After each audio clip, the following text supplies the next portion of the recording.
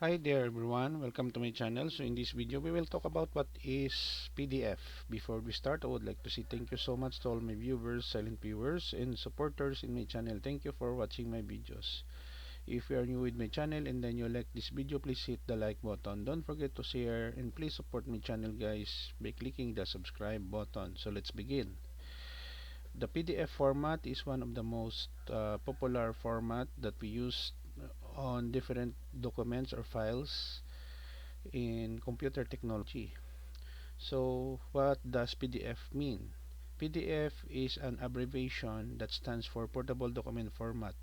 It's a versatile file format created by Adobe that gives people an easy, reliable way to present and exchange documents regardless of the software, hardware, or operating systems being used by anyone who views the document.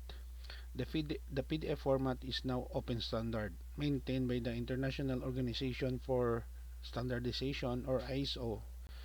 PDF documents can contain links and buttons, form fields, audio, video, and business logic. They can be signed electronically and can easily be viewed on Windows or Mac OS using the free Adobe Acrobat Reader software.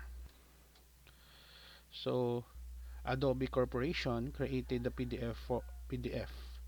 In 1991, Adobe co-founder Dr. John Warnock launched the paper-to-digital revolution with an idea he called the Camelot Project. The goal was to enable anyone to capture documents from any application and send electronic versions of these documents anywhere in view and print them on any machine.